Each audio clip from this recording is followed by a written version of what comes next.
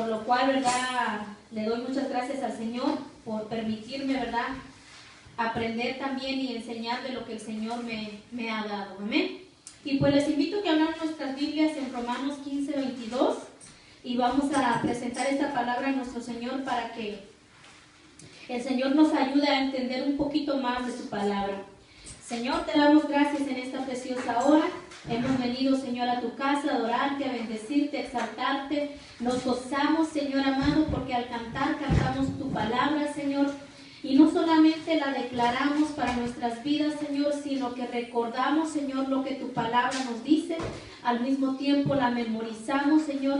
Y cuando memorizamos tu palabra a través de esos cantos, Señor, vamos entendiendo, Señor, nos llega un poquito de conocimiento, Señor, a lo cual, Señor, nosotros necesitamos, Señor, entender, Señor, comprender por qué, Señor, nosotros, Señor, estamos aquí en tu camino, en tu palabra, Señor, y adquiriendo cada día sabiduría, adquiriendo conocimiento de tu palabra, como dice Proverbios, Señor. Vamos a ir caminando, Señor, como tú quieres, Señor. Entendemos que hasta el día de hoy, por más que estudiemos la Biblia, por más que oremos, por más que nos santifiquemos, siempre, Señor amado, va a haber cositas, Señor amado, en nuestras vidas, Señor, que se van a querer levantar, Padre Santo, para que nosotros, Señor, no pongamos por obra tu palabra, Señor, porque reconocemos que en nuestra humanidad hay cansancio, hay flojera, hay sueño, hay debilidades, hay enfermedades, hay dolores, hay angustias, pero sobre todo, Señor amado, cuando logramos entender, Señor amado, que no hay otra cosa más grande, Señor, que el conocerte, y sobre todo la esperanza que tenemos en nosotros, que un día te veremos, Señor amado. Te damos gracias, Señor, por todo lo que nos has dado y has permitido que nosotros pasemos hasta el día de hoy, porque así te vamos conociendo como Jehová, nuestro Salvador, nuestro sanador, nuestro libertador, nuestro todo, el que nos suples, el que nos nuestra paz y todo, Señor amado. Por eso es que te damos gracias, mi Señor, porque te hemos conocido y vamos conociendo un poquito más cada día de tu palabra. Y te bendecimos, Señor, bendecimos tu nombre, Señor amado, como dice el Salmo 145, Señor. Bendecimos tu nombre por siempre y para siempre, Señor, en el nombre de Jesús. Amén. Estamos en Romanos 15, 22. ¿Lo tienen, hermanos? Hemos estado hablando, ¿verdad?, acerca de los deberes cristianos. Hemos estado hablando acerca de lo que nosotros como cristianos debemos hacer, ¿verdad? Y yo sé que, hermanos, no al mismo tiempo nosotros alcanzamos a agarrar la palabra todos a un mismo conocimiento, ¿verdad? Pero poco a poquito, cuando vamos entendiendo la palabra del Señor, se nos va revelando. Hay a veces que necesitamos leer hasta que entendemos. Si a usted le ha pasado eso, a mí también me ha pasado, ¿verdad? Como yo escuchaba en la predicación el domingo, ¿verdad? Que decía una hermana, hasta hoy entendí que yo no había leído tantas veces y hasta hoy lo entendí. Y le damos gracias al Señor, ¿verdad? Porque todos vamos entendiendo poco a poco. Y dice la palabra del Señor, ¿verdad? En Romanos 15, 22. Por esta causa me he visto impedido muchas veces de ir a vosotros. ¿Cuál era la causa por la que Pablo, ¿verdad?, había sido impedido o no se le había permitido ir, ¿verdad?, a la iglesia de Roma?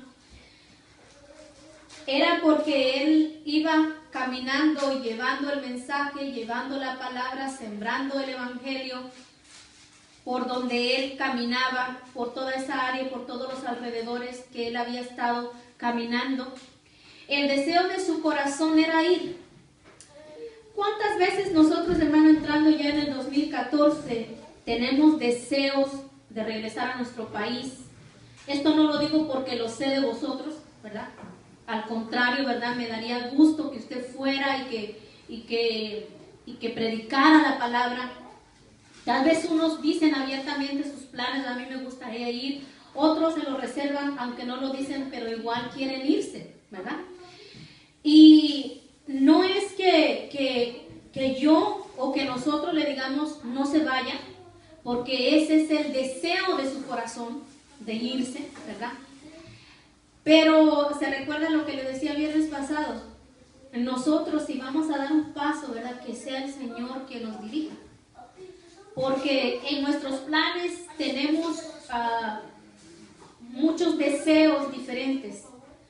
Pero si nosotros le decimos al Señor, Señor, hágase tu voluntad, ¿estaríamos de verdad contentos en la voluntad del Señor si el Señor te dice, ¿sabes qué? No te vas, te quedas. Aunque también sería como nosotros, ¿verdad? Que no tenemos planes de irnos, pero si el Señor nos dice, te vas, es ahí donde nosotros tenemos que estar contentos, agradando y haciendo la voluntad de nuestro Padre Celestial, porque en hacer tu voluntad, oh Jehová, me he agradado, ¿verdad? ¿Cuál es el propósito en nuestro corazón de este año? No lo sé, usted lo sabe, usted se ha propuesto en su corazón. Pero yo sobre todo les digo, hermano, que el propósito de Dios se cumpla en su vida.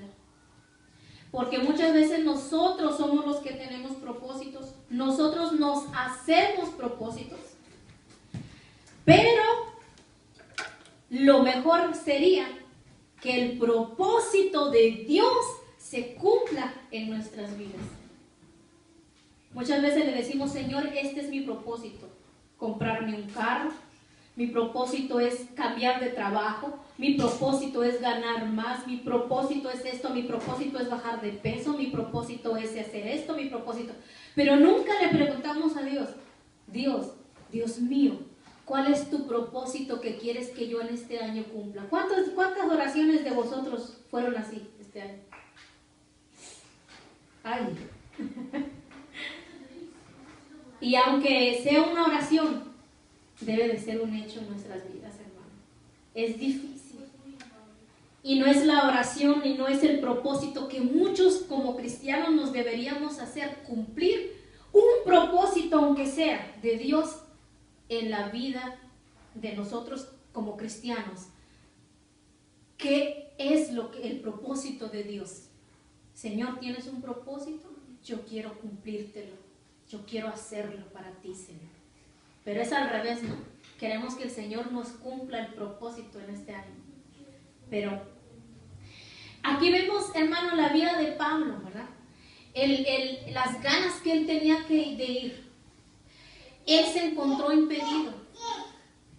De una o de otra manera, el Señor estaba cumpliendo el propósito en la vida de Pablo. ¿Cuál era el propósito de Pablo? Ir a la iglesia.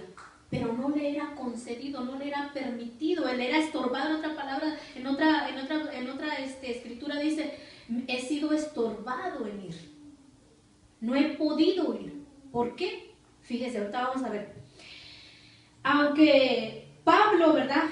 Él nunca, ahora sí que no estaba en sus propósitos, ¿verdad? Él quería ir, pero ¿cuál era la sorpresa, verdad? De que Pablo, cuando él se le dio una profecía, ¿verdad? A través de unas palabras que le dijeron el dueño de este cinto, ¿verdad? Así como es atado, así va a ser el atado. ¿Y qué dijo Pablo? Yo no lo acepto, yo lo cancelo. Así fue que dijo. Aún los discípulos le dijeron, no vayas, ¿verdad? Como aún a Jesucristo le dijeron, ¿verdad? Que no te suceda esto, Señor, de ninguna manera. Pero aún Jesucristo le dijo, ¿verdad? Quítense de mí. Quítate, no estorbes. Pero aún Pablo también dijo, me es necesario ir y padecer por el Señor. ¿Qué tal y el propósito del Señor es que en este año tengamos que padecer por Él? ¿Cuántos estarían contentos en agradar la voluntad del Señor? Mira, hermano, no es que nosotros estemos siempre pensando y nos digan, ¡ay, qué negativos! En esa iglesia son bien negativos, nosotros somos bien positivos, ¿no?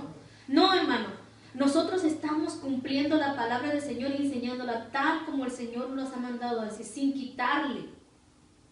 Porque muchas veces nosotros queremos hacerlo sentir bien. Y no te estoy diciendo, hermano, que tú en este año o que el Señor sea un Señor de que siempre quiera ver sufriendo a su pueblo y a su iglesia. Pero es una verdad en el decirle, hermano, que si usted tendría que hacerlo por el Señor, hágalo con gozo. Pase lo que pase. Muchas veces nosotros no sabemos ni cómo ni en qué área nosotros vamos a ser probados. Muchos de vosotros han sido probados en enfermedades. Algunos de vosotros han sido probados en sus peticiones que no les han sido contestadas. Otros han sido probados en sus hijos. ¿Cómo es la prueba que tú estás pasando? ¿Cómo son las aflicciones que tú estás llevando? Algunos las están llevando en su propio cuerpo, con dolores, con enfermedades. Ay, pero ¿cómo Dios va a hacer el propósito de Dios que yo esté enfermo? Pues para que se cumpla el propósito de sanidad, tienes que estar enfermo. Para que cumpla el Señor como Jehová tu sanador, tiene que haber una enfermedad para que Él te sane. ¿O no? No podemos decir, yo no tengo nada, declaro sano, yo no declaro enfermedad sobre mi vida, yo declaro que yo estoy sana. Si usted le dice al hermano que usted está enfermo, que si tiene cáncer, que si tiene diabetes, usted diga, no lo acepto, lo renuncio, lo cancelo, no lo acepto. Hermano, ¿cómo usted va a conocer a Jehová, su sanador, si usted no acepta que está enfermo? En cambio, cuando usted dice, sí, Señor, estoy padeciendo esta enfermedad en mi cuerpo, pero también reconozco que tú eres mi sanador. ¿Cuándo? ¿Hoy? ¿Mañana? ¿Pasado mañana? ¿El mes que viene? ¿El año que viene? No lo sé. Espero en ti, pero tú eres mi sanador. Entonces, esos propósitos en nuestras vidas, hermano, siempre tienen que estar bajo la voluntad del Señor. En este caso, Pablo, él se había esforzado, como leíamos el viernes antepasado, en ir a predicar a los gentiles, a los alrededores, y le escribía cartas a las iglesias. Entonces seguimos, dice, pero ahora, no teniendo más campo en estas regiones, y deseando desde hace muchos años ir a vosotros, cuando vaya a España, iré a vosotros. Por eso espero veros al pasar y ser encaminado allá por vosotros. Fíjese, él aún pasando por ahí, en sus planes estaba ir a predicar la palabra del Señor. Y ser encaminado allá por vosotros, una vez que haya gozado con vosotros. Mas ahora voy a Jerusalén para ministrar a los santos. Aquí le estaba hablando, ¿verdad?, a dónde es que él iba a ir y cuál era el deseo de su corazón. Dice, pues les pareció bueno y son deudores a ellos, porque si los gentiles de sus bienes, porque si de los gentiles han sido hechos participantes de sus bienes espirituales, deben también ellos ministrarles de los materiales. Así que cuando haya concluido esto y les haya entregado este fruto, pasaré entre vosotros rumbo a España. Aquí, Pablo, vamos entrando un poquito conociendo, ¿verdad?, que él había ido, ¿verdad? En el 27 dice, pues les pareció bueno y son deudores a ellos porque si los gentiles han sido hechos participantes de sus bienes espirituales, deben también ellos ministrarles de los materiales. En el 26 dice que en Macedonia y Acaya, dice, tuvieron bien hacer una ofrenda, porque les pareció bueno, ¿verdad? Y son deudores de por de esa causa haber recibido los bienes espirituales, el haber recibido la palabra, ellos tenían en su corazón darle bienes materiales, una ofrenda. Eso está hablando de los gentiles, ¿sí? Fíjese, hermano, por eso aún Pablo va estudiando un poquito acerca de esto. Fui a diversas partes de las escrituras donde Pablo les exhorta, les reprende a los corintios, porque los corintios, a pesar de que ya eran una iglesia, ¿verdad?, que habían sido instruida en la palabra del Señor, eran como dicen, eran como decimos en México, o no querían entender, o se hacían los que no entendían, o eran codos. Yo creo que muchos entendemos esa palabra, lo que es ser tacaño, ¿no? Y Pablo les exhortaba, Pablo les decía. Entonces, aún esta iglesia en Macedonia y en Acaya, ellos dicen que iban a dar una ofrenda, y Pablo iba a ser el que la iba a llevar, esa ofrenda. Aquí está hablando de una recolecta que se hacía en Macedonia y Acaya, en las iglesias que estaban en Jerusalén, a la iglesia que estaba en Jerusalén. En estas iglesias, hermano, cuando se iban convirtiendo al cristianismo, acuérdese que estamos hablando de los judíos.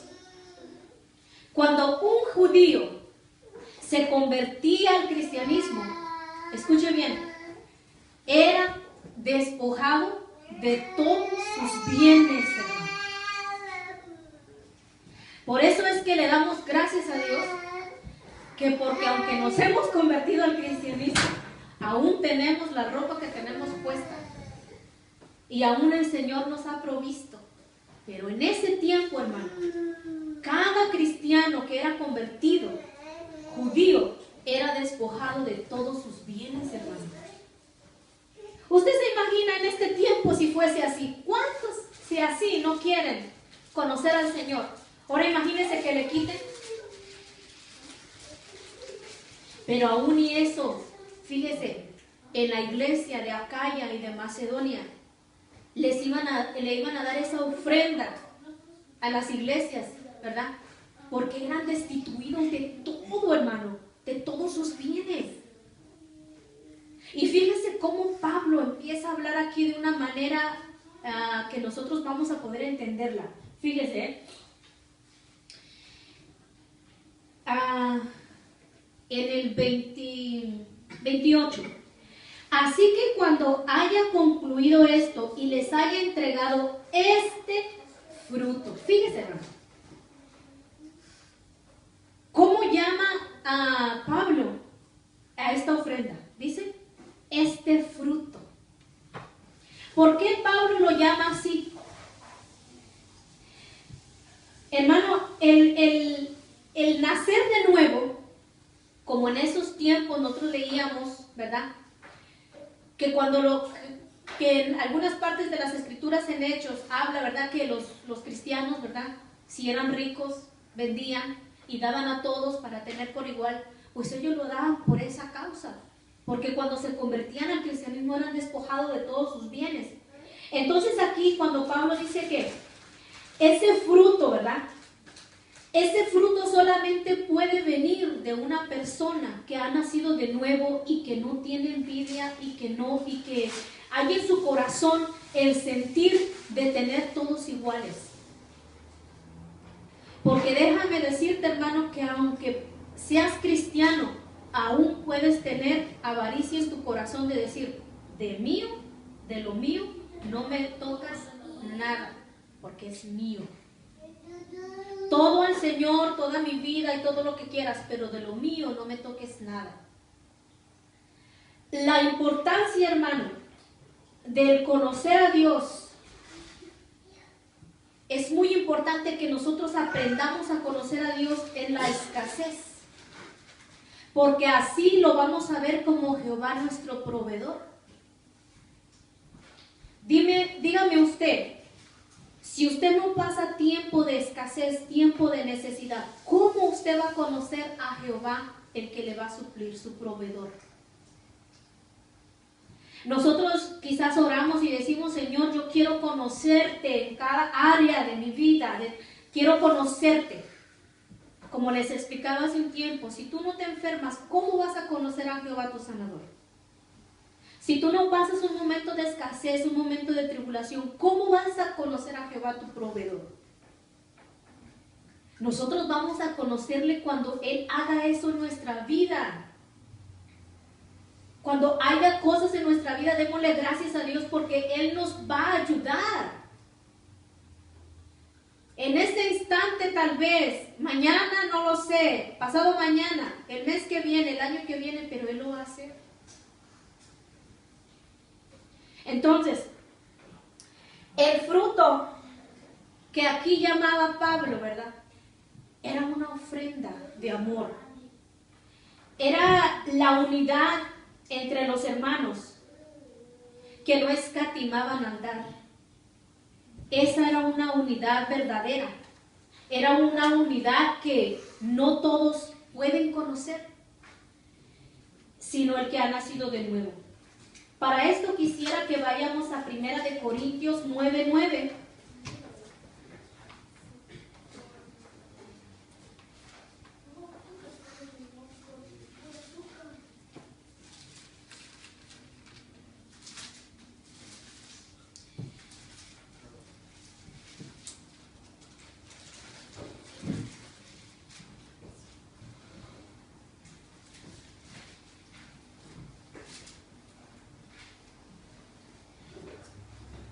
Primera de Corintios 9:9, ¿ven?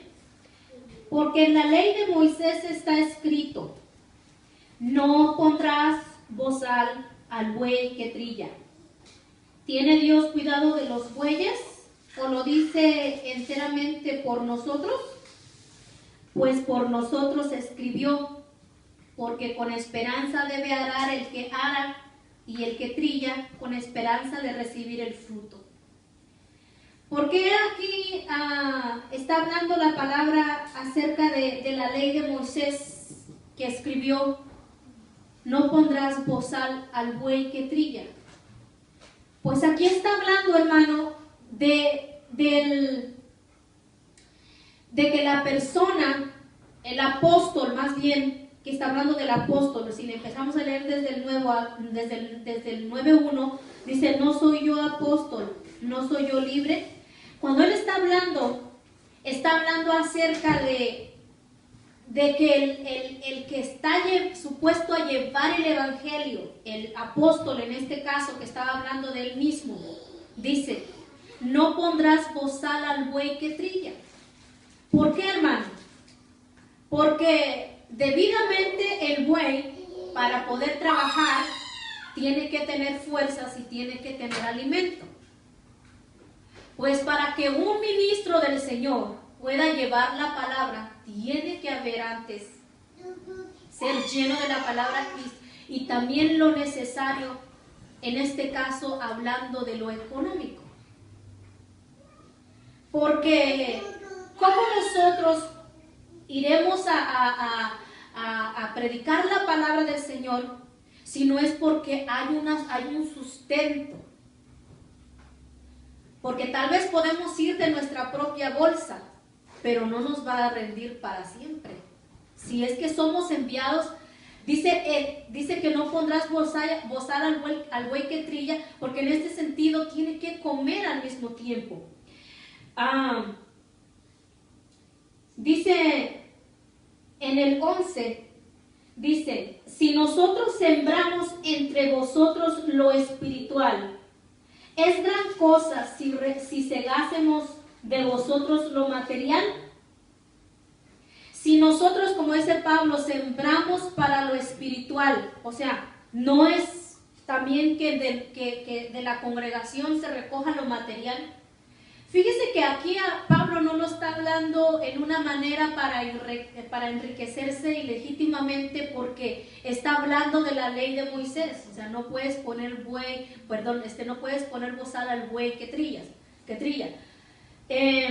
Dice, si nosotros, ¿verdad?, les damos lo espiritual, no es bueno que también nosotros recibamos lo material. En este caso, lo puedo decir abiertamente, nosotros no recogemos una ofrenda por venirles a traer la palabra del Señor. Porque de ninguna manera nosotros no estamos dedicando todo nuestro tiempo a la obra del Señor. O sea, mi esposo tiene que trabajar para mantener a su familia. Pero en un momento, si es necesario, cuando la iglesia vaya creciendo y haya necesidad de alimentar más jóvenes, niños, cuando ya haya más necesidad, que el pastor tenga que prepararse mejor, a una enseñanza mejor, enseñar más y más, sería, ¿verdad?, en este caso, que dedicase todo su tiempo a la obra del Señor. Entonces, Pablo en esta escritura, al estar hablando, él mismo también hacía casas de campaña. Él trabajaba, él daba, él no solamente iba a las iglesias esperando recoger una ofrenda. Él dice que yo aún de recibir de vosotros, yo voy a darle a ustedes, ¿verdad? Él iba y les llevaba. Pero aún él está haciendo, o sea, él está hablando de un equilibrio, tanto de que la iglesia no es que diga, yo ya no voy a dar, porque mira, ve que ese Pablo nada más se la pasa viajando, ¿verdad? Pero en este caso, si sembramos, dice, lo espiritual en vosotros, ¿cómo dice? Si nosotros sembramos entre vosotros lo espiritual, es gran cosa si cegáremos de vosotros lo material. Ahora quisiera ver en otra parte, en 2 de Corintios 8:1. Vea, aquí yo por eso le estaba diciendo que al principio estaba viendo algunas escrituras acerca de que Pablo estaba hablándole a los corintios. Esto fue en 1 de Corintios, ahora este es en 2 de Corintios 8. 2 de Corintios 8, del 1. Y tiene como subtítulo la ofrenda para los santos. Y fíjense lo que dice aquí. Dice, asimismo, hermanos, os hacemos saber la gracia de Dios que se ha dado a las iglesias de Macedonia, que en grande prueba de tribulación, la abundancia de su gozo y su profunda pobreza abundaron en riquezas de su generosidad. Pues doy testimonio de que con agrado han dado conforme a sus fuerzas y aún más allá de sus fuerzas, pidiéndonos con muchos ruegos que les concediésemos el privilegio de participar en este servicio para los santos. O sea, no es que estaban escatimando, sino al contrario, ellos querían dar. Y dice, y no como lo esperábamos, sino que asimismo se dieron primeramente al Señor y luego a nosotros por la voluntad de Dios.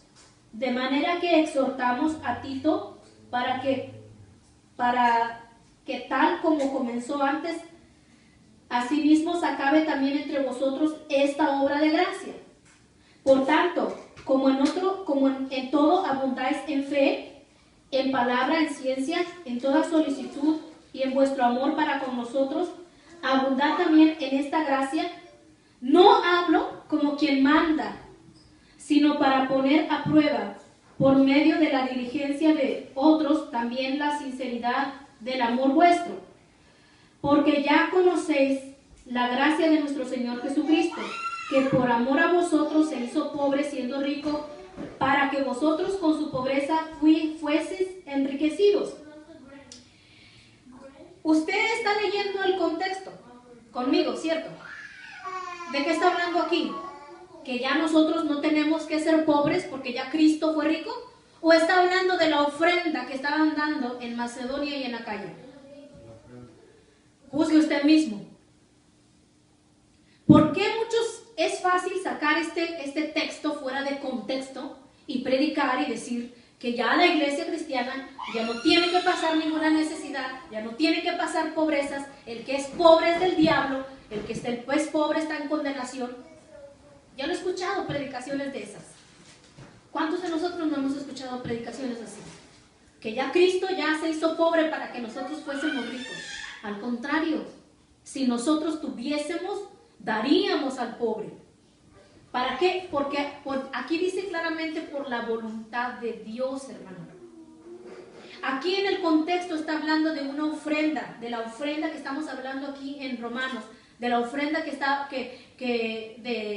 Macedonia y de Acaya, ¿verdad? Ellos daban con amor el fruto, la ofrenda, monetariamente, para los hermanos que no tenían, para los hermanos que se habían quedado sin nada. Entonces, aún aquí, este texto me era necesario hablarlos para ver en el contexto en el que nosotros estamos hablando de cómo muchos predicadores sacan este texto para ponerlo como pretexto para enriquecer a la iglesia, para enriquecerse ellos mismos.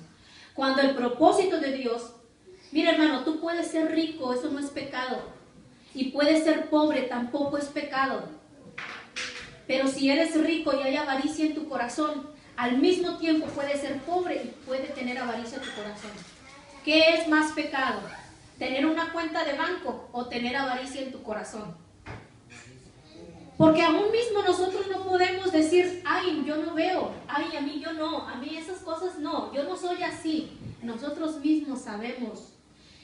El Señor mismo nos enseña nuestra conciencia, dice en Salmos. Él nos enseña en qué estamos mal y muchas veces nosotros no queremos cambiar las cosas porque nos sentimos bien así. Ahora, ¿Él te lo va a quitar? No te lo va a quitar, hermano. Tú lo tienes que quitar de tu corazón. Cada quien nos vamos dando cuenta cuáles son las cosas que están mal en nuestras vidas. Seguimos. Seguimos en Romanos, vamos a regresar ahí en Romanos, en el 28. Así que cuando haya concluido esto y les haya entregado este fruto, pasaré entre vosotros rumbo a España. Y sé que cuando vaya a vosotros llegaré con abundancia de la bendición del Evangelio de Cristo. Pero os ruego, hermanos, por nuestro Señor Jesucristo y por el amor del Espíritu, que me ayudéis orando por mí a Dios. Porque aún fíjese que aún él deseaba ir, pero no fue sino hasta 2 años después de haber padecido todo lo que padeció. Para que sea librado de los rebeldes que están en Judea. Ahora, los hermanos oraron, ¿cierto? ¿Pero fue librado? No. ¿Y de qué dice? Y de que la ofrenda de mi servicio a los santos en Jerusalén sea acepta, para que con gozo llegue a vosotros por la voluntad de Dios y que sea recreado juntamente con vosotros, y el Dios de paz sea con todos vosotros. Amén. Entonces, el Señor, aún viendo el sentir de Pablo, aún Dios seguía actuando en su corazón. Él tenía propósitos, tenía planes, pero ¿cuál era lo principal? Sino cumplir la voluntad de Dios. Entonces seguimos.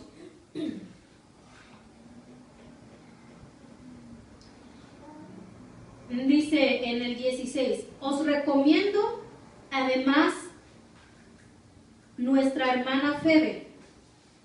Fíjense, aquí está hablando de una hermana, la hermana Febe, la cual es diaconisa de la iglesia en Cesarea. Fíjense, aquí ya está dando recomendaciones, saludos, pero aún y en estos saludos y estas indicaciones, yo quiero que usted ponga mucha atención porque Pablo menciona, dice, que la recibáis en el Señor como es digno de los santos.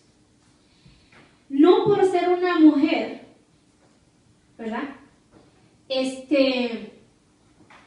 Aquí le estaba dando una recomendación. que tenía, dice, aquí yo les recomiendo a hermana Febe que es diaconisa. Porque a unos les parece un poco tener el servicio de diácono, de servidor. En sí, tal vez nosotros malentendemos que diácono es una persona a quien se le debe de obedecer. Pero déjeme decirle que el diácono es una persona a quien obedece las órdenes. Diácono viene de la palabra, ¿verdad? Servidor, el que sirve las mesas. El mesero, para que me entiendan. Y muchos hermanos no entendemos. Sépase que si un día usted llega a ser diaconisa o diácono, no le tengan poco. Porque acuérdese de Esteban, ¿verdad? Que él, aún siendo diácono, predicó un sermón pero tan lleno, ¿verdad?, del Espíritu Santo, que aunque que dice que a los que lo escuchaban, aún crujían los dientes, como diciendo, ¿cómo se y hasta crujían los dientes? Por eso usted no tiene que menospreciar si usted un día es un diácono de la iglesia. No tenga en poco, no tenga en menos el servir a los demás. Entonces, aquí está hablando, ¿verdad?, de la hermana Febe. Que la recibáis en el Señor como es digno de los santos, y que la ayudéis en cualquier cosa en que necesite de vosotros, porque ella ha ayudado a muchos y a mí mismo. Fíjese, la hermana Febe tanto, ¿verdad?, hizo por la obra del Señor que hasta su nombre quedó en la Biblia. Imagínense que el de usted hubiese quedado en la Biblia. Qué bonito, ¿verdad? No lo digo en una manera de orgullo, sino lo digo de una manera de edificación. A quien no le recuerden por no haber hecho nada, ¿verdad? La hermana Febe hacía mucho por los demás, pero también por él. ¿Qué más dice?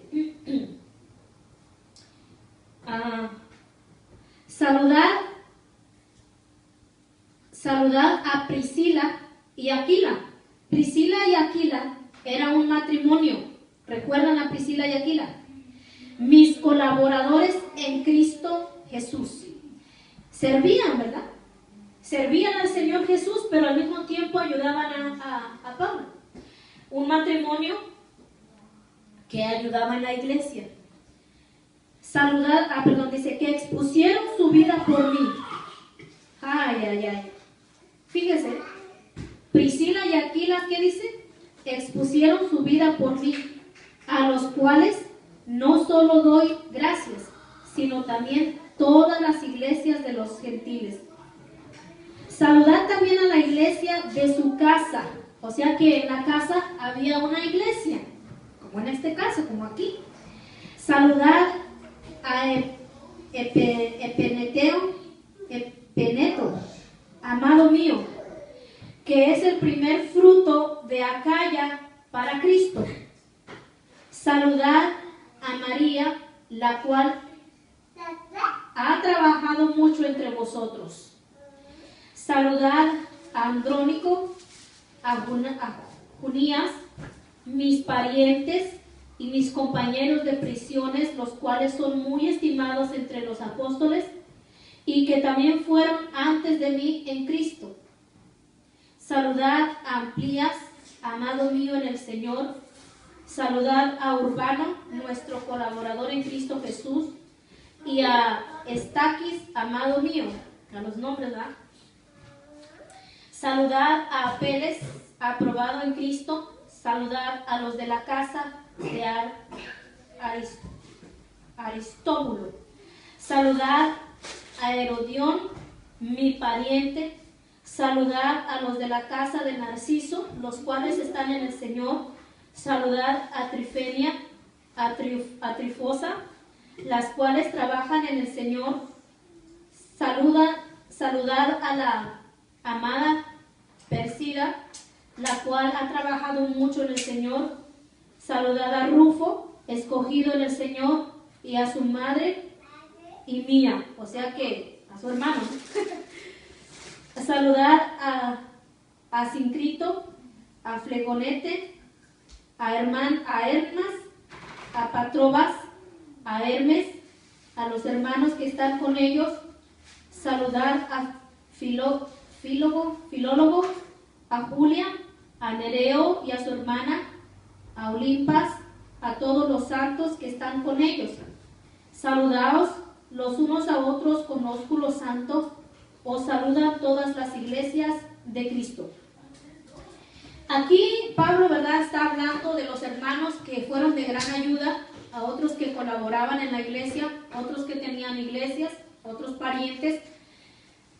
Y saludaba, ¿verdad?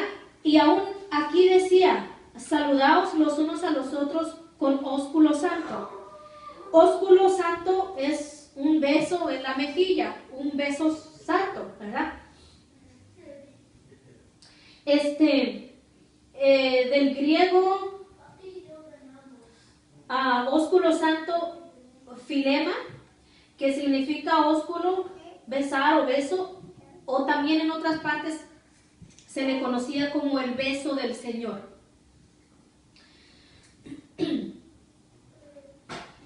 Entonces dice, en el 17, mas os ruego, hermanos, que os fijéis en los que causan divisiones y tropiezos en contra de la doctrina que vosotros habéis aprendido, y que os apartéis de ellos. Aquí Pablo, ¿verdad?, está haciendo una advertencia como al cristiano, a la iglesia. Y fíjese lo que Pablo les dice.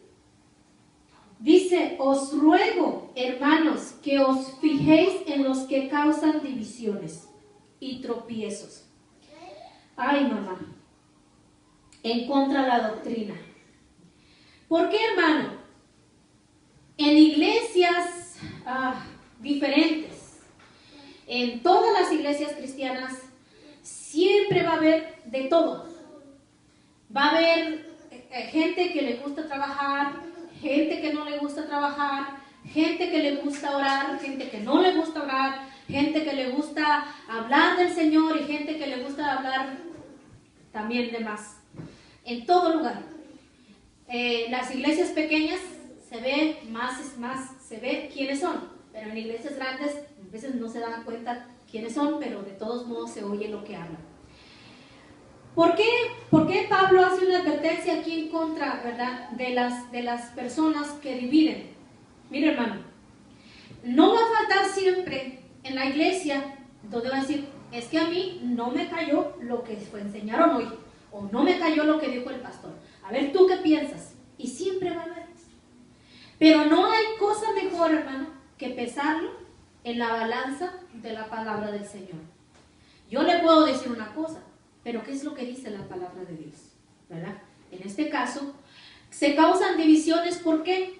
Porque siempre va a haber personas quien digan, mira, hermano, yo siento que en la iglesia no se ora como se tiene que orar, pero en la palabra de Dios no se especifica cómo tienes que orar. En el sentido que si es de rodillas, que si es postrado, que si es acostado, que si es sentado, que si es hincado. No hay. Pero de que hay que orar, hay que orar. Cada quien también tiene que orar. Incluso nosotros tenemos que orar conforme a la palabra del Señor, ¿verdad? Como en las oraciones que nosotros vemos en la Biblia. Voy a poner solamente un ejemplo. En la oración que hizo Ana. De todas las oraciones que Ana antes había orado, no se mencionan en la Biblia, pero sí dice que ella había orado, pero que esa fue la oración que fue aceptada por Dios. ¿Sabe por qué? Porque Ana dijo, esta es la vez que yo te pido, como diciendo, si tú lo haces, bien, y si no, también. ¿Qué hizo Ana? Aceptó la voluntad de Dios. No hay una oración más específica, tan agradable delante del Señor que decirlo, Señor, yo quiero esto. Pero mira, hágase como tú quieras. ¿Cómo es la oración, hermano? A aceptar la voluntad de Dios. ¿Cuántas veces venimos delante del Señor pidiendo una petición? Siempre, siempre, siempre, siempre. Pero hasta que no le decimos al Señor, mira, Señor, haz como tú quieres. Entonces el Señor hace como quiere. ¿Cuántas veces oró Ana? Incontables, porque ella quería un hijo. Pero hasta el momento que dijo, mira, de aquí yo voy a salir, voy a secar mis lágrimas y ahora sí que hágase como quiera, Señor. Entonces, hay siempre en la iglesia quienes van a decir, mira, hay que hacer vigilias, hay que hacer esto, mira, vamos a juntarnos, hermano Chano, hermana Chana, vamos a juntarnos en mi casa, va a haber vigilia, va a haber pan, va a haber café, va a haber pollo, va a haber arroz, vamos a orar, ¿no? Como el Señor manda, dice, pero ¿cómo manda el Señor? Y oran de todo, hermano, puede que lo hagan, puede que hasta se junten y hablen de la palabra, o hablen de lo que sea, pero siempre va a haber divisiones en la iglesia. Siempre. Empezando divisiones uno con otro, que porque no te cae bien, siempre va a haber en la iglesia. Siempre va a haber en la iglesia. Ay, es que ella, es que él, es que me hizo. Siempre va a haber en la iglesia. Pero ¿qué hemos estado aprendiendo, hermano? Cuando hay una diferencia, ve tú y él y tu hermano. Si te oye, lo has ganado. Entonces, fíjese, siempre va a haber la palabra del Señor que sustenta lo que está pasando. Pero aquí Pablo, ¿verdad? Les dice, tengan cuidado de los que causan divisiones. ¿Por qué también habla acerca de las divisiones? Porque no va a haber, hermano, siempre... Aquí Pablo dice, saludaos los unos a los otros en ósculo santo. Pero no va a haber quien falte, hermanito o hermanita, que siempre que cuando te saludan con el ósculo santo, te abrazan y te dan, pero te llenan de ósculo. Y nunca va a hacer falta quien diga, ay, a mi esposa no le dé ósculo santo, a mi esposo no le dé ósculo santo. Empiezan las envidias, los celos, la inseguridad. Pero ¿por qué usted cree que se llama ósculo santo? Porque tiene que ser entre los hermanos en el amor ágape, un ósculo santo, un beso santo. Como que si usted se lo va a dar al Señor. Entonces, seguimos. Dice, y tropiezos en contra de la doctrina que vosotros habéis aprendido y que os apartéis de ellos. ¿Quién se tiene que apartar? Porque tales personas no sirven a nuestro Señor. Me dio risa cuando yo estaba leyendo esto y que lo busqué en el diccionario, ¿verdad? Porque dice, porque tales personas no sirven. Y cuando no sirven, hermano, no sirven. O sea, no sirven. No sirven al Señor Jesucristo, sino a sus propios vientres. Y con suaves palabras y lisonjas engañan los corazones de los ingenuos. ¿Qué es una persona ingenua?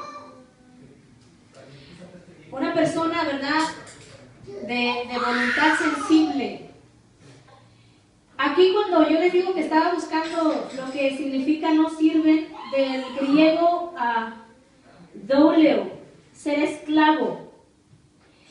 Entonces, dice, y de sus propios vientres, del griego koilia, que se llama, que es cavidad, específicamente el abdomen, por implicación de la matriz, figurativamente corazón, interior o nacimiento, sin nacimiento o vientre.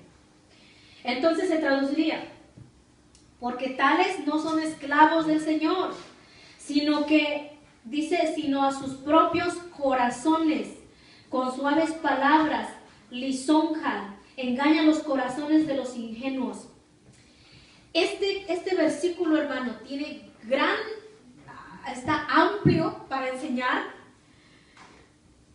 porque si usted lo va desglosando poco a poquito, usted se va a dar cuenta. Para empezar, ¿qué son palabras suaves? Hermana, Dios está con usted, hermana. Hermano, Cristo lo ama. Que le salió embarazada la chiquilla, hermana. Ay, hermana, son jóvenes. Eso, hermano, todo eso está pasando. Hermana, y te hablan con palabras suaves, con palabras de lisonja. ¿Qué son los lisonjas? Palabras que te halagan. Yo les puedo halagar.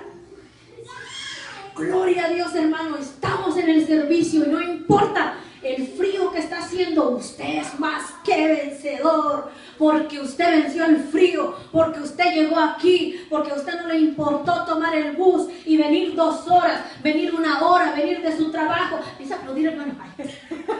Y empieza, ¿no? Y usted es un campeón, usted venció, y aunque haya hielo, porque ahorita pues todo se está congelando, ¿no? Sale uno y hasta las lágrimas se nos congelan y todo, se nos congela allá afuera. Y aunque usted ha vencido, hermano, usted está aquí, y la iglesia empieza a aplaudir. ¡Ay, aleluya! Se siente la gran cosa porque pudo venir un día con frío. Miserable de nosotros. Si Dios no nos hubiera permitido que estuviéramos aquí, hermano, no estaríamos. Porque aún Dios nos dio las fuerzas. Porque aún Dios nos permitió en bus, en patines o en lo que sea, pero llegar a la casa del Señor. Y aún así, siervos inútiles somos, porque solo hacemos la voluntad del Señor, hermano. Palabras que le lisonjean. Hermana, usted que siempre está atendiendo, hermano, yo siempre lo veo aquí cuando viene al altar y ora, y yo lo veo a usted, hermano, que con esa gracia que usted, hermano, que tiene, que toca la guitarra. Pero y la hermana, cómo da clase a los niños, esas palabras que lisonjan, esas palabras que lo halagan, esas palabras que usted quiere escuchar, que le levante el ego. Esas palabras que lo llenan de grandeza, esas palabras que lo llenan a usted y que se siente la gente importante, que ya no haya ni dónde jalar el cuello para arriba. Pero hermanos, si nosotros nos damos cuenta que esas palabras de lisonja llenan el egoísmo, el corazón lo hinchan. ¿Usted ha escuchado personas que son así? Personas que dicen que llenan su propio vientre, o sea, su corazón está envanecido, está hinchado. ¿A quién le gusta que le digan esas cosas? A todos nos gusta que nos halaguen. Pero hermana, qué bonita se arregló hoy. Pero hermano, qué bonito está hoy. Pero qué bonito toca la guitarra. Pero qué bonito hace. Pero qué bonito. Pero que con gracia. Y hermana, usted cómo canta con esa gracia que el Señor le ha dado. Con esa unción. Pero qué bonito canta, ¿verdad, Ismael? Pero esas palabras nos levantan, ¿no? Hermano, pero que con qué gracia, con qué unción usted predica, hermano. Aleluya, el Señor lo está usando. Y nosotros nos sentimos, oh, ay sí, qué bonito predico, qué bonito canto. Entonces, esas palabras esas son lisonjas, que te hablan con suavidad. Dice, porque tales personas no sirven a nuestro Señor Jesucristo, sino a sus propios corazones, y con suaves palabras y lisonjas engañan los corazones de los ingenuos, hermano. Engañan a los que les dicen las cosas. Así usted puede cantar como los vivas, esos animales blancos, gaviotas. Usted puede cantar como gaviota, pero si el lisonjero le dice, usted canta como los ángeles, a usted aunque usted dice, ¡ay, qué bonito canto! Y aunque cante todo desafinado, pero como se lo dijo el siervo, el ungido de Dios, ¿no la creemos? Porque vuestra obediencia ha venido a ser notoria a todos, así que me gozo de vosotros, pero quiero que seáis sabios para el bien e ingenuos para el mal. Aquí el Señor nos habla en también cómo nosotros debemos ser. Porque, hermanos, somos cristianos, pero no somos tontos. Miren, dice, pero quiero que sean sabios para el bien. Muchas veces, y no lo estoy diciendo por la mayoría de veces, muchas veces dicen Proverbios que es más sabio el que calla que cuando hablas. No siempre. Pero dice, e ingenuos para el mal. Porque para hacer el mal hay muchas ideas. Pero ahí nosotros no tenemos que preocuparnos ni decir, ¿cómo me las hago para que me las paguen? No. Se me estaba pasando aquí la palabra lisonjas, del griego eulogia. ¿Le suena esta palabra? Eulogia, elogios. De lo mismo que hablar bien, elegancia de lenguaje, elogio o elegia, adoración, fíjense, religiosamente bendición por implicación, consagración por extensión, beneficio o generosidad. Largueza, que es alabanza, bendecir, bendición, generosamente, generosidad, lisonjas, suaves palabras. Usted ha escuchado personas que también hablan, aleluya, aleluya, aleluya. El Señor me habló, hermano, y me dijo que esta iglesia va a crecer. Aleluya. Gloria al Santo. Qué bonito. No se la pena, hermano, porque puede que no crezca, pero lo importante es que crezca usted. Palabras, lisonjas, palabras que yo, un ejemplo, como en esto que está hablando aquí, yo puedo tener ideas y decir, hoy les voy a sacar la lana a las ovejas, ñaja, ñaja. Pero con qué astucia, con qué engaño yo puedo preparar algo para sacarle a ustedes. Y aún aquí la palabra del Señor dice, sabios, dice, para el bien, pero ingenuos para el mal. Porque si nosotros, hermanos, nos decimos ser hijos de Dios, cristianos, siervos de Dios, no tenemos que servir a nuestro propio corazón, ni a nuestra propia necesidad. Seguimos. Quisiera que fuéramos a Judas 1:16, un versículo paralelo a este versículo. Judas 16. Y dice, fíjense, estos son murmuradores, querellosos, o sea, problemáticos, que andan según sus propios deseos, cuya boca habla cosas infladas, adulando a las personas para sacar provecho. Adulador, como también lo mismo que es lisonjero. Y dice, y sacan provecho. La palabra ingenuos es una persona sin, dice aquí, inocente o sencillo. Regresamos a Romanos. Dice, voy a leer desde el 19 otra vez, porque vuestra obediencia ha venido a ser notoria a todos, así que me gozo de vosotros, pero quiero que seáis sabios para el bien e ingenuos, sencillos para el mal.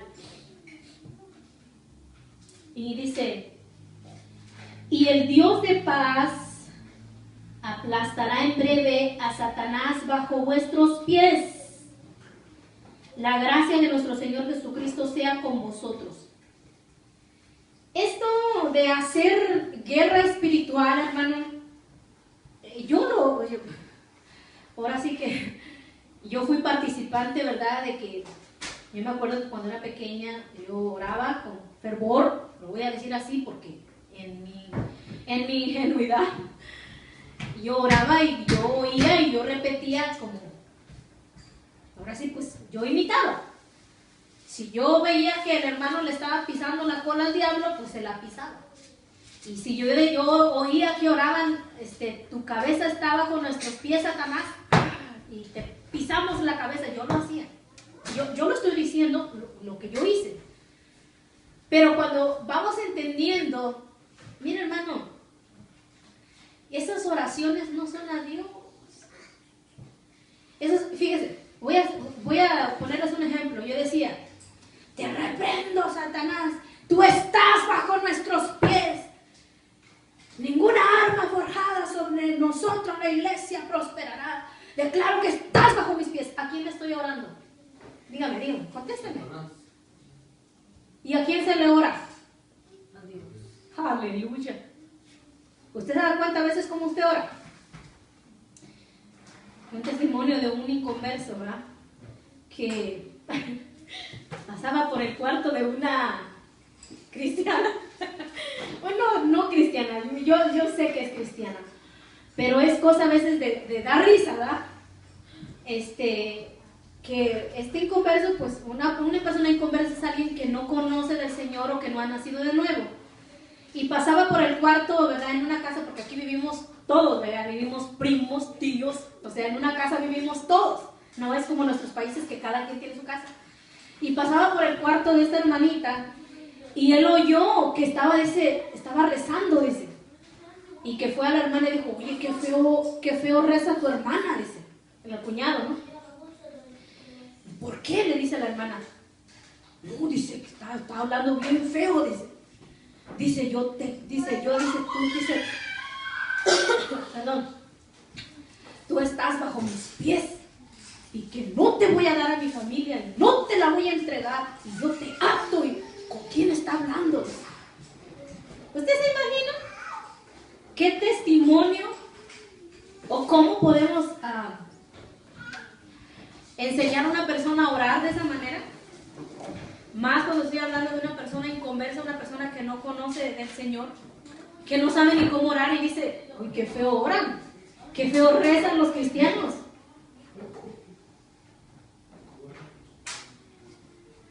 Usted se imagina, uno se pone supuestamente a guerrear con Satanás. Yo no estoy diciendo, hermano, que no haya una guerra. La guerra, hermanos, empezó desde el día que usted confesó a Cristo, y no solamente de boca, sino que lo aceptó en su corazón. Porque usted es una nueva criatura. Usted ya no le pertenece a Satanás. ¿Con quién es la guerra? Contra aquellos que le han dejado. Nosotros dejamos a Satanás. Satanás era nuestro padre. ¿O no es cierto la palabra de Dios? Dice, las obras de vuestro padre queréis hacer. Cuando ya no estamos haciendo la voluntad de Satanás, estamos haciendo la voluntad de Dios, la guerra empieza totalmente. Hay una guerra. La Biblia dice, no ignoráis sus maquinaciones. Pero ¿cuál es el secreto, hermano? Fíjese que yo antes me tenía bien memorizado, ¿verdad?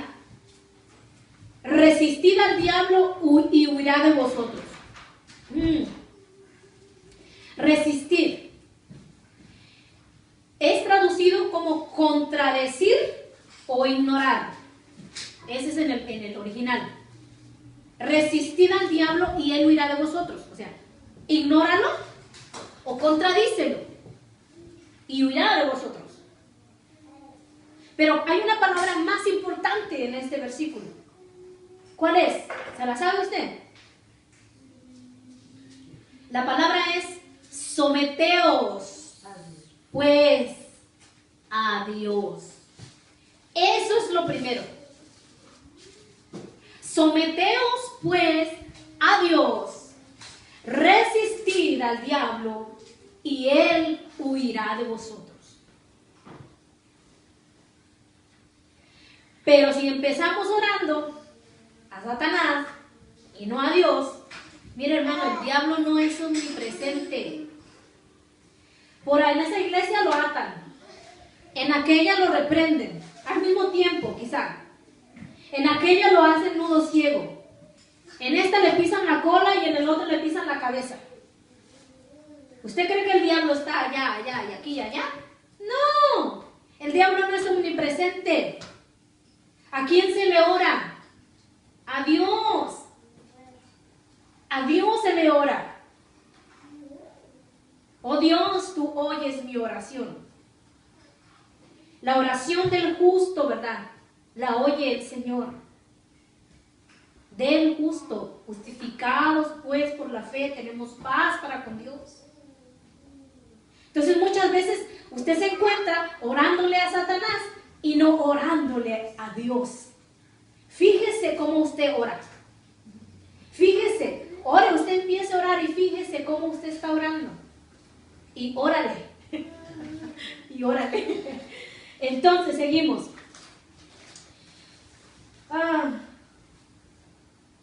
Me quedé en el 21. 20. Ay. Y el Dios de paz aplastará en breve a Satanás bajo vuestros pies. ¿De qué está hablando aquí, hermano? Está hablando de la segunda venida de Cristo. En breve, dice, aplastará a Satanás bajo vuestros pies. ¿Por qué? Porque reconocemos que una vez que nosotros hayamos partido con el Señor, aún desde estos momentos, el Señor nos ha dado la victoria.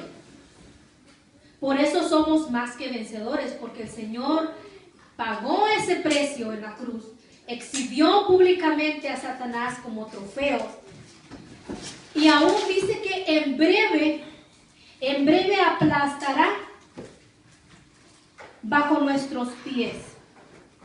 Mire, hermano, yo quisiera que nosotros como cristianos entendiéramos que Satanás no tiene potestad sobre nuestra vida. No, si el Señor Dios y nuestro Padre Celestial no se lo permite, hermano. Porque no somos de Satanás, no le pertenecemos a Él. Dios nos compró a un precio de sangre a través de Jesucristo. ¿De quién es usted, hermano? ¿De quién es usted? ¿Usted es del diablo o usted es de Dios? Somos de Dios. Entonces, el diablo no puede venir a arrebatarle de su mano a Dios a los escogidos. No, hermano. Usted debe ponerse donde usted está. Por eso es que usted tiene que estar bien confiado en Dios. Dios nos tiene en la palma de su mano. ¿Usted cree que Dios va a permitir que Satanás venga y le arrebate uno de los suyos? No, porque Él lo compró. Entonces nosotros a veces le tenemos más miedo al diablo que a Dios. Y nosotros tenemos que temer a Dios. Si a alguien tenemos que tenerle miedo, no lo estoy diciendo en el sentido que hay que tenerle miedo, es a Dios.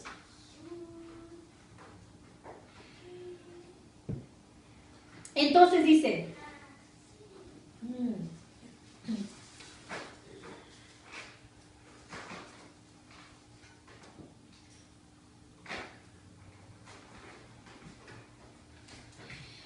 en Efesios 6:10, yo creo que todos lo saben o lo busquen, nos habla acerca de la armadura del cristiano. Una armadura ciertamente se ocupa para ir a la guerra. Dice la palabra del Señor que nosotros tenemos que calzar nuestros pies con el apresto del Evangelio. Tenemos que ponernos el yelmo de la salvación, casco de la salvación, la espada del Espíritu, que es la palabra de Dios, la coraza de justicia. Todas esas armaduras que el Señor nos da, fíjense, usted tiene que analizarse si usted está realmente con la armadura de Dios. Porque le pregunto, dice que nuestra lucha no es contra carne ni sangre, sino contra principados y potestades. En el sentido, hermano, de que nosotros tenemos que estar preparados en todo tiempo. Pero yo le hago una pregunta, para empezar. Usted quiere hacerle guerra a Satanás. Y usted ni siquiera tiene el yelmo de salvación, para empezar. Usted sabe ni siquiera, no sabe usted ni siquiera si es salvo o no. Un ejemplo. La coraza de justicia. Justificados pues por la fe tenemos paz para con Dios. Ahora, usted a veces dice, me oirá Dios. No sabe si usted es justo o no. Y quiere hacerle guerra a Satanás. Tercero, calzado los pies con el apresto del Evangelio de la paz. Usted ni siquiera a veces no se sabe ni siquiera Juan 3:16. No se sabe ni siquiera los versículos básicos para donde nos asegura nuestra salvación. Hebreos 12. No se sabe ni siquiera los versículos. Ahora sí que nosotros como cristianos los tenemos que saber. Y queremos hacerle guerra al enemigo, hermano. Dice con la espada del Espíritu, que es la palabra de Dios. A veces no se sabe ni siquiera dónde está Apocalipsis, lo anda buscando por acá por Génesis. Y ya quiere hacerle guerra al enemigo, hermano. ¿Cómo le va a hacer guerra al enemigo? Si ni siquiera a veces sabemos, busque Oseas. ¿Hay Oseas en la Biblia? O sea, yo no sabía. Busquen en Jericó, dice. Ni siquiera los libros de la Biblia no sabemos si queremos hacerle guerra al enemigo. Hermano, por favor. Entonces, no es que estoy ignorando y que decir, ay, no, con el diablo no se guerrea. Pero, hermano, muchas veces nosotros ni siquiera estamos preparados. Ahora, seguimos, dice, os saludan Timoteo, mi colaborador, y Lucio, Jasón y Sosípater, mis parientes. Yo, Tercio, que escribí la epístola, os saludo en el Señor. Fíjense. Aún aquí el que escribió dice, yo, Tercio, el que escribí la epístola, os saludo en el Señor. Os saluda Gallo, hospedador mío, y de toda la iglesia.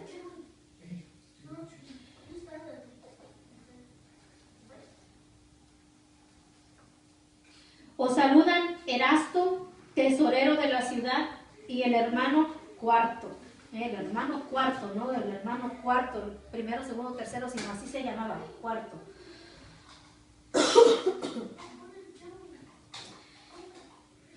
Dice, la gracia de nuestro Señor Jesucristo sea con todos vosotros. Amén.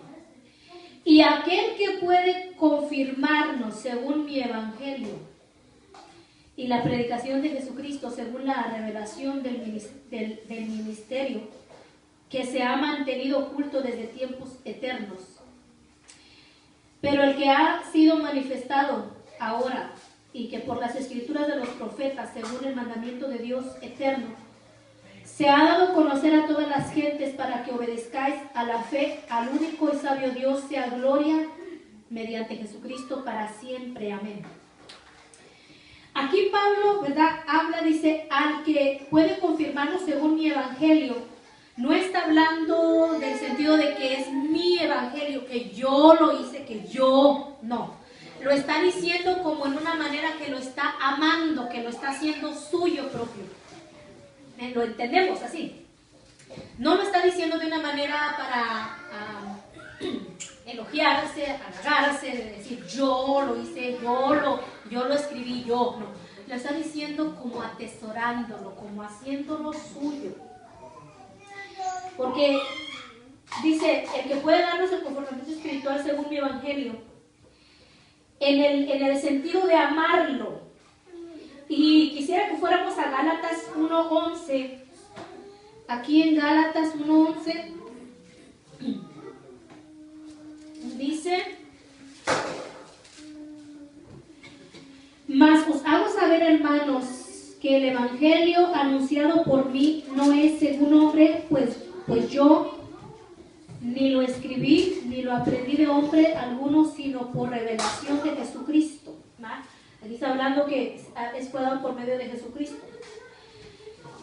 Y cuando él habla, que dice en Romanos, dice, confirmo según mi evangelio y la predicación de Jesucristo, según la revelación del ministerio que se ha mantenido oculto desde tiempos eternos, está hablando acerca de Cristo mismo, que estaba oculto, que estaba escondido en el tabernáculo, porque todo esto era sombra de lo que había de venir. Jesucristo estaba escondido en el tabernáculo desde el pan, ¿verdad? Desde la fuente, ¿verdad? Que Él es la fuente de vida, el agua que nos lava a través de su palabra, el pan, porque Él es el pan de vida. Él estaba escondido, ¿verdad?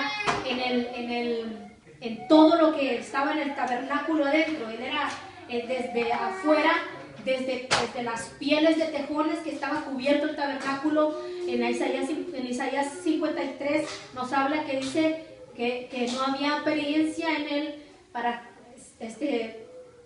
ser deseado, ¿verdad? Él no era sin atractivo para que lo deseáramos. A la vista de nosotros, una piel aparentemente fea cubría en sí la hermosura que había dentro del candelero de oro, que Él es la luz.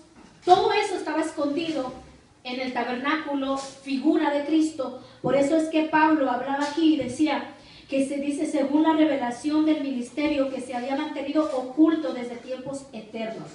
Entonces, dice, pero que ha sido manifestado ahora y que por las escrituras de los profetas, según el mandamiento de Dios eterno, se ha dado a conocer a todas las gentes para que obedezcan a la fe, hermano. Para que obedezcan, del griego hupakoe, que significa escuchar con atención o sumisión, obedecer, obediencia, obediente. Dice, y al único sabio Dios sea la gloria mediante Jesucristo para siempre. Aquí dice, al único sabio Dios sea la gloria en la iglesia y caiga la gloria sobre tu vida. Así dice. ¿Para quién es la gloria, hermano? Así que déjese usted andar cantando de que estoy tocando y la estoy sintiendo. No, hermano, Jesucristo es nuestra gloria. Pero no se gloríe en sus revelaciones, ni en sus éxtasis, ni en sus sentimientos. Si se va a gloriar, gloríese en el Señor. Pero una gloria para que usted se sienta la gran cosa. O para que digan, mira, está la gloria del Señor. Sí está la gloria en ti, porque Jesucristo es la gloria. ¿Sabe qué es la gloria del Señor? Como hablábamos con mi esposo una vez. La gloria del Señor es la esencia, el carácter, es lo que Dios es. Y usted todavía dice, siento su gloria. ¿Ah? La gloria sobre mí, toque la gloria del Señor. Hermano, en pecado y usted quiere la gloria. No nos gloriemos nosotros mismos, sino demos la gloria a Dios. Y para terminar, vamos a ir a Tito 3:1. Para terminar,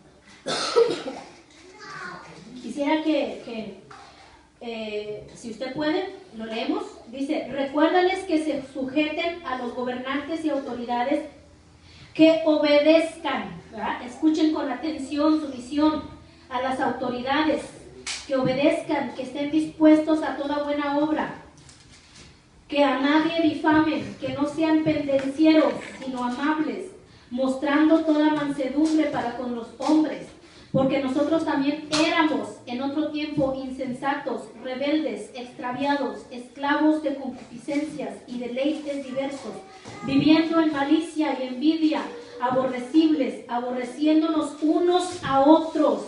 Pero cuando se manifestó la bondad de Dios, nuestro Salvador, en su amor para con los hombres, nos salvó, no por obras de justicia que nosotros hubiéramos hecho, sino por su misericordia, por el lavamiento de la regeneración y por la renovación del Espíritu Santo, el cual derramó en nosotros abundantemente por Jesucristo nuestro Salvador, para que, justificados por su gracia, viniésemos a ser herederos conforme a la esperanza de la vida eterna.